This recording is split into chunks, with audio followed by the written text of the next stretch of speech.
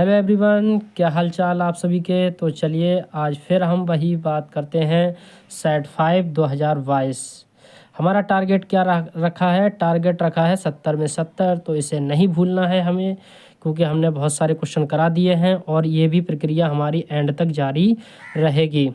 अगर आप सबका सहयोग रहा तो इसी तरीके से मैं बहुत सारे क्वेश्चन कराऊंगा। और इसकी जो प्रक्रिया है वो मैथ का जब तक पेपर नहीं होगा तब तक ये प्रक्रिया नहीं रुकेगी, क्योंकि हमें टारगेट पूरा 70 में 70 करना है। तो चलिए आज जो बात कर रहे हैं हम वो कर रहे हैं पार्ट 2 में। तो जो साइड 5 है 2022 का, उसमें पार्ट 1 मतलब पार्ट 1 करा दिया है, पहली वीडियो देख सकते हैं आप। अब हम जो बात कर रहे हैं पार्ट 2 में कर रहे हैं। ठीक है, डन। तो चलिए रेडी हैं सभी क्वेश्चन के सॉल्व करने के लिए। तो ठीक है, बिल्कुल रेडी होंगे और अपनी तैयारी को बेहतर करते होंगे।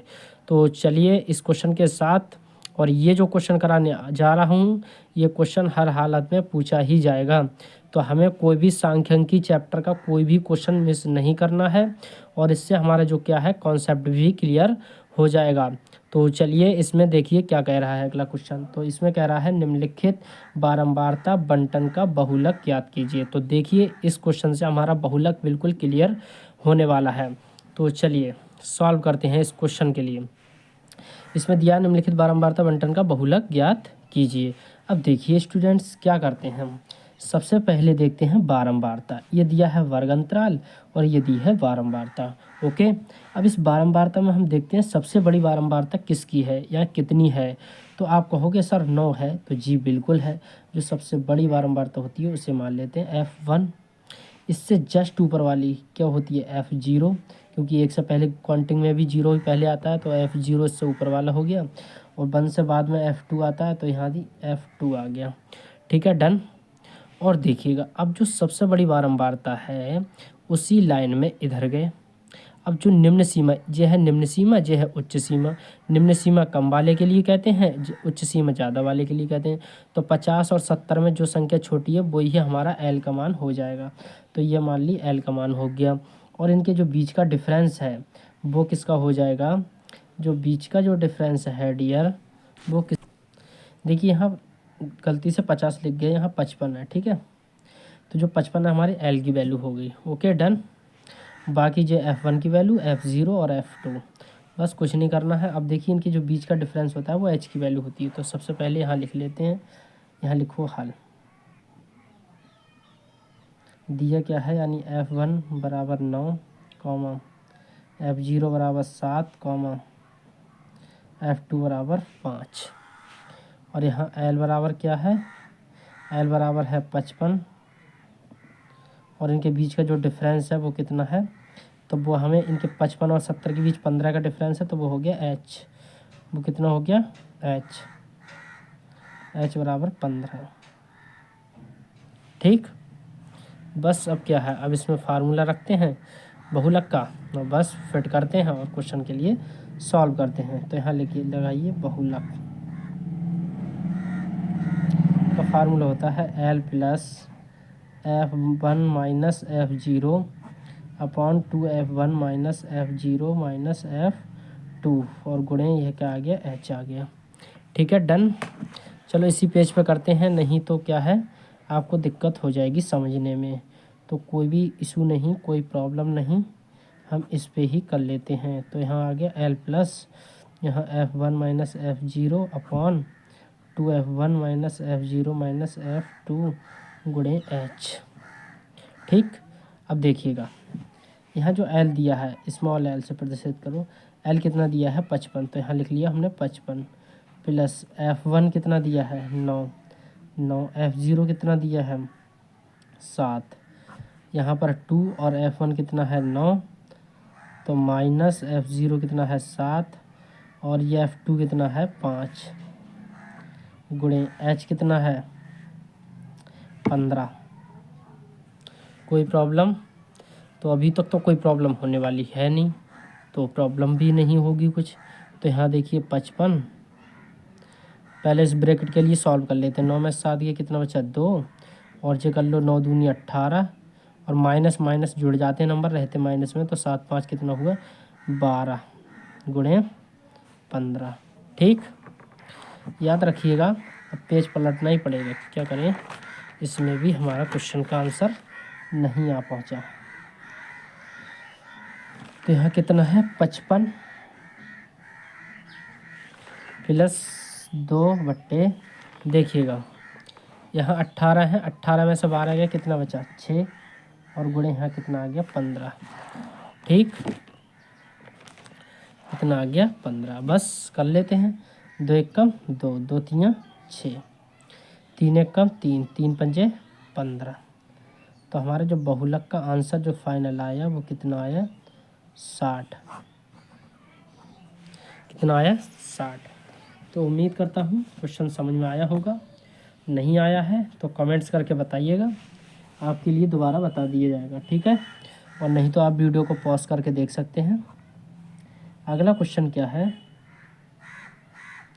द्विघात समीकरण दे रखे हैं हमें और दे रखे हैं 9x² 6x + 1 = 0। कह रहा मूलों की प्रकृति ज्ञात कीजिए यदि वे वास्तविक है। तो देखो वास्तविक है तो मूलों की प्रकृति हमें ज्ञात करना है। मूलों की प्रकृति,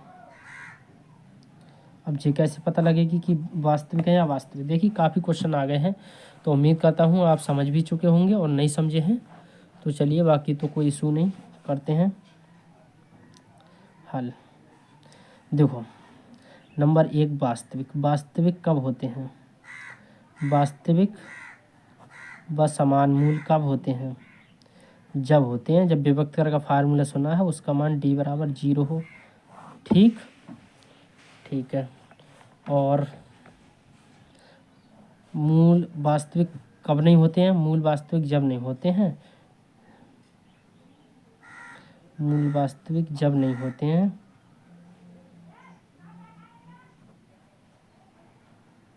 होते हैं जब d बराबर कोई ऋणात्मक मान हो, यानी ऋणात्मक माइनस में कोई संख्या हो तो वो मूल वास्तविक नहीं होते हैं, अस्तित्व में नहीं होते हैं। ठीक है, तो हमारा देखते हैं मूल वास्तविक। अब देखिए d से अगर ज़्यादा आ रहा है तीसरा नंबर, यदि d से बड़ा आ रहा है कोई भी नंबर 0 से बड़ा, तब मूल वास्तविक होंगे।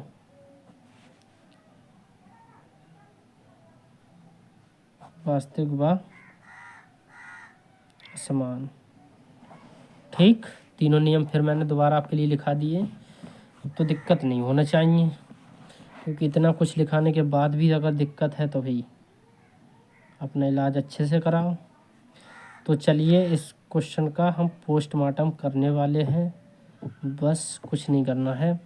इसमें a और b और c के मान निकाल लेते हैं। 9x² x² के गुणांक में जो संख्या होती है वो a का मान होता है, x के गुणांक में संख्या होती है वो b का मान होता है, और c के जो मान होता है वो कोई भी तीसरे नंबर पर जो संख्या होती है वो c का मान होता है। ठीक है, बस अब आपको क्या करना है, विभक्त कर फार्मूला लगाना है। विभक्त कर जो फार्मूला है वो होता है d = b² - 4ac। ठीक, तो यहाँ देखिएगा d बराबर b कितना है -6, तो -6 का स्क्वायर 4 गुणे a कितना है 9 और गुणे 1, तो d बराबर कितना है 6 छंग 36 -9 चौक 36 एकम 36, तो 36 से 36 कट गए, d = 0। तो मूल कैसे होंगे जे, वास्तविक होंगे। मूल कैसे होंगे, वास्तविक। जब 0 आया तो समान होंगे। ठीक है, ये 0 से कोई बड़ा आता तो हमारा क्या मान हो जाते, मूल वास्तविक तथा असमान। इतना क्वेश्चन समझ में आया। अब देखिए मूल जब वास्तविक है तो आगे कोई से द्विघात सूत्र से हमें मूल ज्ञात करना है। ठीक है, तो चलिए कैसे ज्ञात करेंगे। द्विघात सूत्र सुना होगा आपने, और नहीं सुना है तो देख लीजिए।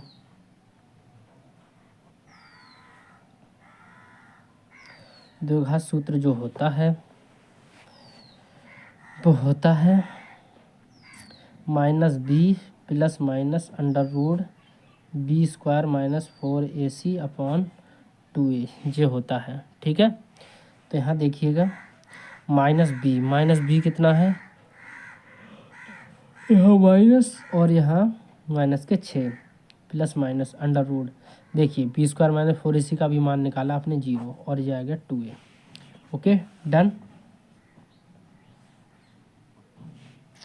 तो यहाँ देखिएगा माइनस और माइनस प्लस, एक ए का मान लगाओ यहाँ पे, ए का मान कितना है 9 है, 9 लगाओ यहाँ। ठीक, तो यहाँ देखिएगा ये कितना आ रहा है, माइनस माइनस प्लस 6 और 2 गुणे 9, काटो इसे, 2 एक कम 2, 2 तियाँ 6, 3 एकम 3, 3 तियाँ 9।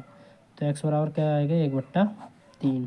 तो जो 1/3 और दूसरा भी क्या होगा एक्स बराबर 1/3, क्योंकि इसका एक मान आ जाए और 0 आ रहा तो एक मान आएगा, तो वही इसके डबल मान लिए जाते हैं। तो 3 का घा हमारा जो आंसर है वो बिल्कुल राइट आ चुका है, और ये कैसे हैं, दोनों समान हैं, कैसे हैं, समान। ठीक है, डन। तो चलते हैं इसी के साथ नेक्स्ट क्वेश्चन पर। क्वेश्चन भी बहुत अच्छा है, देखिए। ओम नमः शिवाय। ये तुम्हारे सिलेबस में नहीं है और ये तुम्हारे सिलेबस में है, ये नहीं है तुम्हारे सिलेबस। तो कह रहा है एक ठोस एक अर्धगोले पर खड़े हुए एक शंकु के आकार का है, जिनकी भुजाएं 3 सेंटीमीटर तथा शंकु की ऊंचाई 4 सेंटीमीटर। इस ठोस का संपूर्ण पृष्ठीय क्षेत्रफल के पाई के पदों में व्यक्त कीजिए। लेकिन याद रखिएगा यहाँ 3 भुजाएं दी हैं, ये क्या है, ये यहाँ त्रिज्याएं हैं, यह मिस्टेक कर दिया है सवाल ने। ठीक है, तो यहाँ देखिए, आप मैं चित्र फिगर से समझाता हूँ। यहाँ देखिए, ये एक कोई अर्धगोला है, ठीक है जी, अर्धगोला है, और इस पे क्या अध्यारोपित है, शंकु। क्या अध्यारोपित है, शंकु। ठीक, तो इस शंकु की जो त्रिज्या है, पहले तो शंकु की ऊंचाई,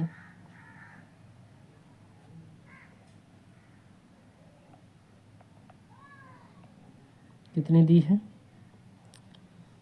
4 सेंटीमीटर, त्रिज्या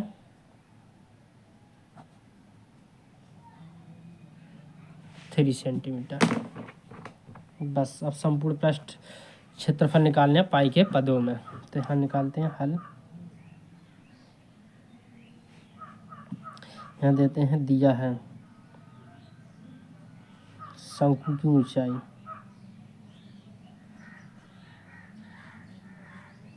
यानी h बराबर 4 सेंटीमीटर तथा त्रिज्या r बराबर 3 सेंटीमीटर। तो हमसे पूछा गया ठोस का संपूर्ण पृष्ठीय क्षेत्रफल। तो कैसे ज्ञात करेंगे, ठोस संपूर्ण पृष्ठीय क्षेत्रफल बराबर होता है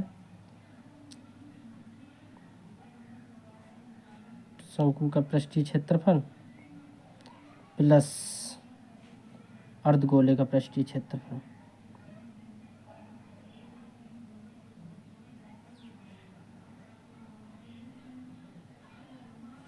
ओके, डन। बस अब क्या करना है, पाई के पदों में ज्ञात करना है। तो यहाँ शंकु का होता है पाई आर एल और अर्धगोले का होता है 2/3 पाई आर क्यू। ठीक, यहाँ से देखिए क्या कॉमन आ रहा है, दोनों में पाई आर कॉमन आ रहा है, पाई आर कॉमन ले लिए, यहाँ बचा 2 + 2/3 और यहाँ बचा आर स्क्वायर। ठीक, बस वैल्यू रखिए, पाई का मान ऐसे रहने दीजिए। यहाँ 3 आ गए, यहाँ एल कितना है, ओहो एल भी तो ज्ञात करना है डियर, इसमें एल भी तो ज्ञात करना है, तो कोई इशू नहीं, अभी कर लेते हैं एल। देखिए तिर्यक ऊंचाई, शंकु की तिर्यक ऊंचाई,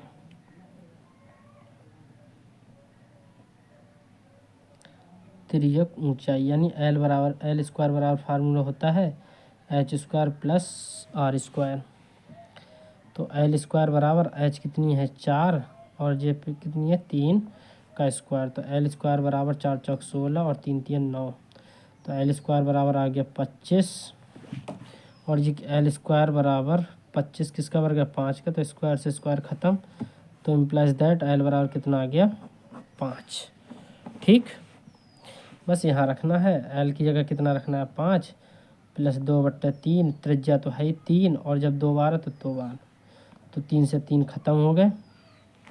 ठीक, यही करना है। देखिए इधर कर देंगे हम इसे, क्योंकि पेज पलटेंगे तो आपको समझ में नहीं आ पाएगा। अब देखो यहाँ आप अगर कॉपी पेन लेकर के बैठे होंगे तो कोई प्रॉब्लम नहीं होती होगी।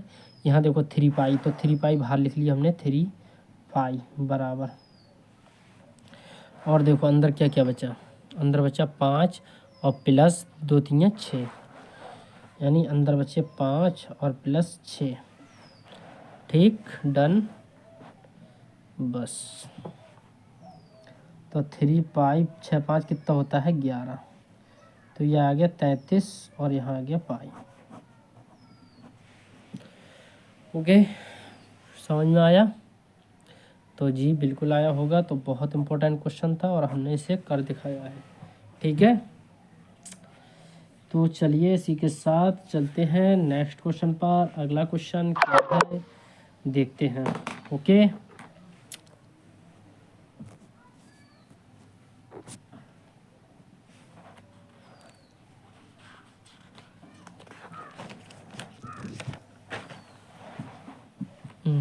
अगला क्वेश्चन देखो। अगला क्वेश्चन है तुम्हारे में, ये है कहना समीकरण x माइनस 1/x बराबर 3 नॉट इजकल टू x बराबर नॉट इजकल टू 0 के मूल ज्ञात कीजिए। ठीक है, चलिएगा इस क्वेश्चन के लिए सॉल्व करते हैं। तो यहाँ दिया है समीकरण x माइनस 1/x बराबर 3, तो x की जगह नॉट इजकल टू 0 के मूल हमें ज्ञात करना है। तो इसके लिए करते हैं हल। x माइनस 1/x बराबर 3, इसके बट्टे में 1 मान के इन्हें हल करो। x गुणा x से करी तो क्या है x स्क्वायर, 1 एकम 1 और बट्टे x एकम x बराबर 3, क्योंकि भिन्न करी होगी तो कोई प्रॉब्लम नहीं होगी। कुछ नहीं किया है, x स्क्वायर माइनस 1 एकम 1 और x एकम x बराबर 3। अब देखिए इसके बट्टे में 1 मान लेते हैं, फिर गुणा करिए। x स्क्वायर माइनस 1 एकम 1 और यहाँ आ गया 3x आ गया। यहाँ देखिए एक्स स्क्वायर 3x को इधर लेके आए माइनस के 3x माइनस 1 इजकल टू 0। अब देखिए यहाँ से क्या करना है, फिल्म तो अब शुरू होगी इसकी। ठीक है, पोस्टमार्टम तो अब करेंगे इस क्वेश्चन का, अभी तक तो खाली ट्रेलर चल रहा था इसका, ट्रेलर। तो चलिए यहाँ से हम a और b और c का मान निकालते हैं, क्योंकि इसके फैक्टर तो कोई बन नहीं रहे हैं। जो तुम्हें गुणा करने पे 1 आए और घटाने पे 3 आना चाहिए, तो ऐसे तो कोई फैक्टर है नहीं। तो हम कोई नहीं, दो घात सूत्र से करते हैं। पहले ये देखते हैं मूल अस्तित्व में है या नहीं है। ठीक है, तब कर पाएंगे इससे आगे को सॉल्व। तो यहाँ देखिए ये कैसे जांच करते हैं मूल अस्तित्व में है या नहीं है, वास्तविक है नहीं। तो पहले a बराबर मान निकालो, एक्स स्क्वायर गुणांक में कोई संख्या ना है तो 1, कॉमा b बराबर कितना आएगा -3, कॉमा c बराबर कितना आ गया -1। ठीक है, अब यहाँ से लगाते हैं विविक्त कर। विविक्त कर फार्मूला जो होता है d बराबर b स्क्वायर माइनस 4ac होता है। तो यहाँ गया d बराबर b कितना है -3 का स्क्वायर माइनस 4 गुणे 1 और गुणे -1। ठीक है, तो ये कितना आ रहा है d बराबर 3 3 कितना होता है 9, और ये आ जाएगा माइनस माइनस प्लस 4 एकम 4, यानी d का मान आया वही 13। तो जी बिल्कुल इसके मूल निकल के आएंगे। ठीक है, बिल्कुल करते हैं इसके फैक्टर। तो देखिए अब द्विघात सूत्र लिखिए। द्विघात सूत्र क्या होता है, x बराबर -b plus minus under root b square minus 4ac upon 2a, ये होता है इसका सूत्र। तो यहाँ देखिएगा x बराबर -b कितना है, देखो माइनस तो ये है और माइनस b का मान कितना है 3, प्लस माइनस अंडर रूट, देखो b square minus 4ac, b square minus 4ac का मान अभी निकाला है कितना आया 13, और यहाँ 2 और a का मान कितना है इसमें ए, तो a का मान है 1 आ गया। ठीक, तो यहाँ से आ जाएगा x बराबर प्लस माइनस प्लस और प्लस माइनस, ये आ गया 13 और बटे 2।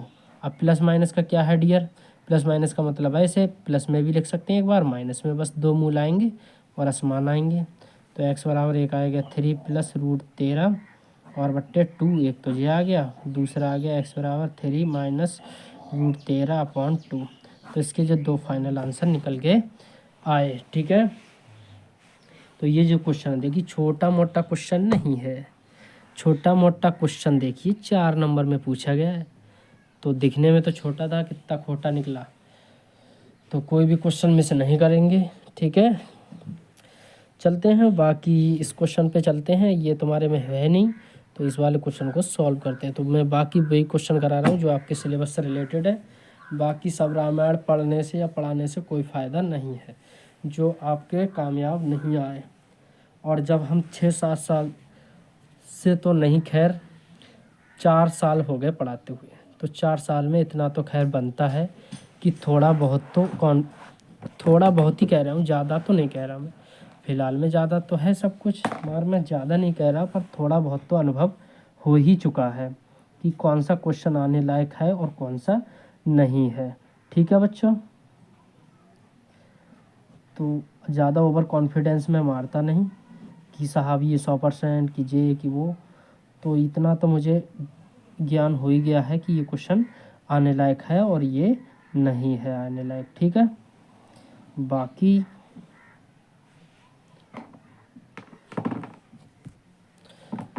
चलिए सरल करते हैं इस क्वेश्चन के लिए। देखिएगा, ये मुझसे थोड़ी तालिका बड़ी होगी, कोई दिक्कत नहीं। मैंने सोचा मतलब इस तरीके से लिखा है कि मिस्टेक नहीं हो या समझ में आए, तो वो कुछ ज़्यादा लंबी तालिका बन चुकी, कोई दिक्कत नहीं है। यहाँ देखिएगा, अब देखिए यहाँ हमें किसकी आवश्यकता पड़ेगी, एक्स आई की ज़रूरत पड़ेगी, यू आई की ज़रूरत पड़ेगी और एफ आई और यू आई की। हम कौन सी विधि से कर रहे हैं, ये जो विधि है वो है कल्पित माध्य। तो कल्पित माध्य से कर लेते हैं, ठीक है। बाकी आप जो चित लगे उससे कर सकते हैं। तो 520 और 500 कितने हुए, 1020। 1020 के आधे कितना हुआ, 510। कितना हुआ, 510। आधे करते चले जाइएगा। 520 और 540 कितना हुआ, 1060। तो ये हो गया 530।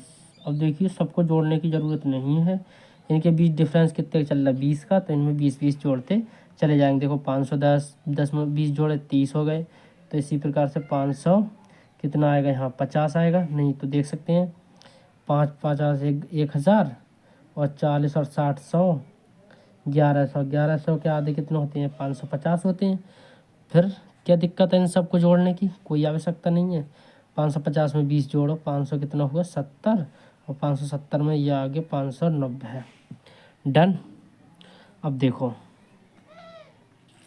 सबसे बड़े देखो इसमें क्या करना है, आपके लिए ए मानना है। ए कौन सी संख्या के लिए मानते हैं, इसमें देखो कितने पद हैं, 1 2 3 4 5, 5 पद हैं, तो 2 इधर छोड़ो और 2 नीचे छोड़ो, इसे हम ए मान लेते हैं।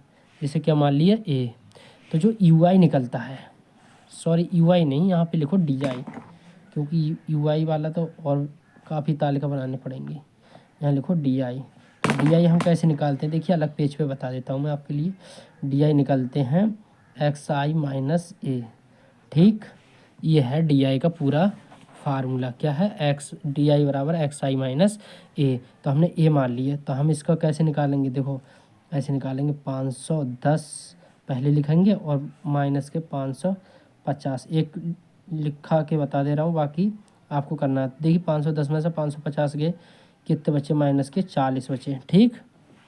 तो उसी प्रकार से 530 में से 550 गए, कितने बचे, माइनस के 20।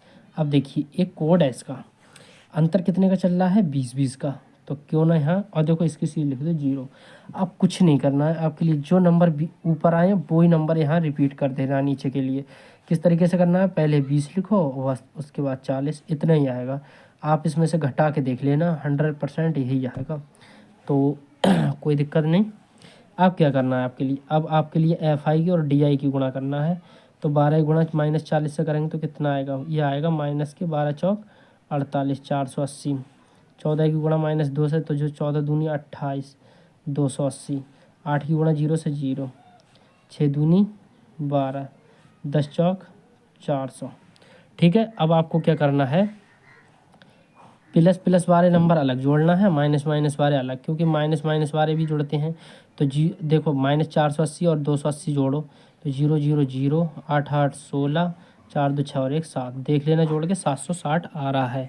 ठीक है, 760। और जो प्लस प्लस वाले नंबर कितने हैं, 4 यानी 520। तो ये कितने हैं 520। इस 760 में से 520 घटा दो तो ये कितना आएगा 0। 6 में से 2 गए 4, 7 में से 5 गए -2 यानी कितना आया -240। तो यहाँ लिख देंगे हम सिग्मा FI गुणे DI बराबर कितना आया -240। डन। और देखिए अब बारंबारता वाले पद जोड़ लेते हैं। फिर क्या है, फिर क्वेश्चन हो गया। और क्या है, इसमें कुछ नहीं है। देखो 12 14 कितनी होती हैं 26। 26 और 8 34, 34 6 40 और ये 50 यानी सिग्मा FI बराबर कितना आया 50। ठीक है। कल्पित माध्य क्या होता है? कल्पित माध्य का जो फार्मूला होता है वो होता है कल्पित माध्य बराबर A plus sigma FI into DI upon यहाँ आ जाएगा सिग्मा FI। ये होता है कल्पित माध्य का फार्मूला।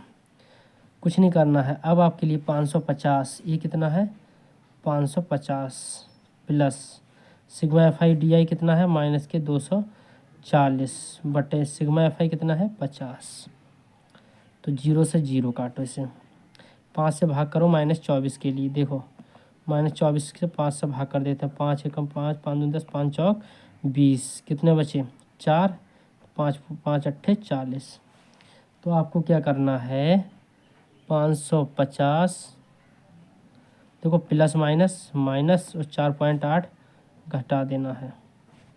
तो कैसे घटाते हैं, यहाँ लिखिए 550.0 तो यहाँ लिखते हैं हम 4.8।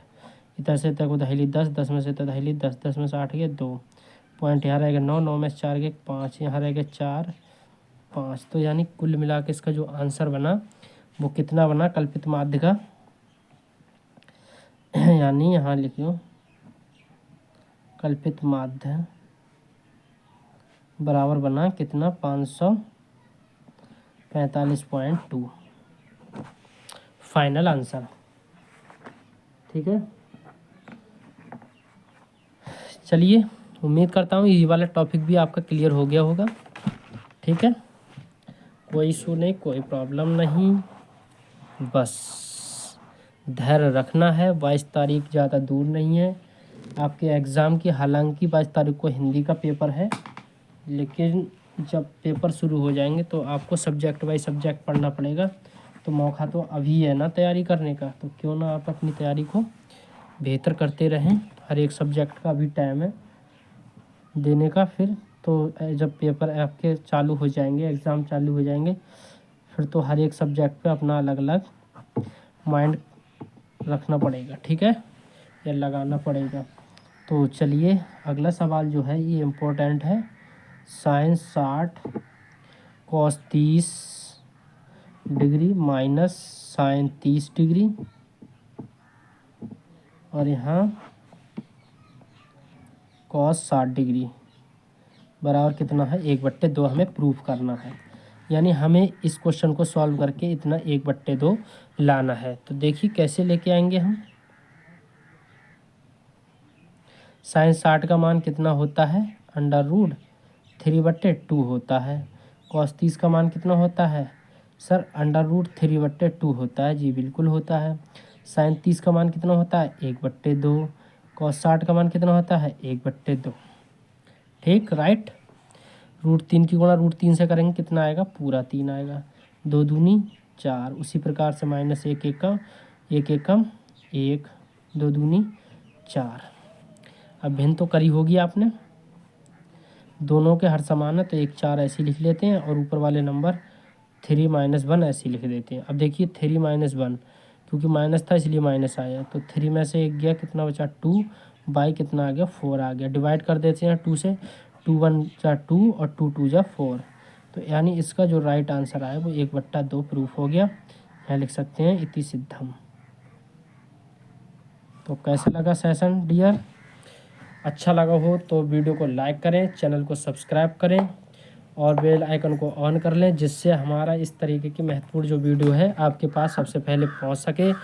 और यदि आपको इस मेहनत थोड़ी बहुत समझ में आई हो या आ रही हो तो हमारे चैनल को ज़रूर सब्सक्राइब करिएगा और अपने दोस्तों के साथ वीडियो को ज़्यादा से ज़्यादा शेयर करिएगा, जिससे कि अपने दोस्तों की यानी तुम्हारे दोस्तों की भी ज़्यादा से ज़्यादा हेल्प हो सके और अच्छे अंक से ला सकें।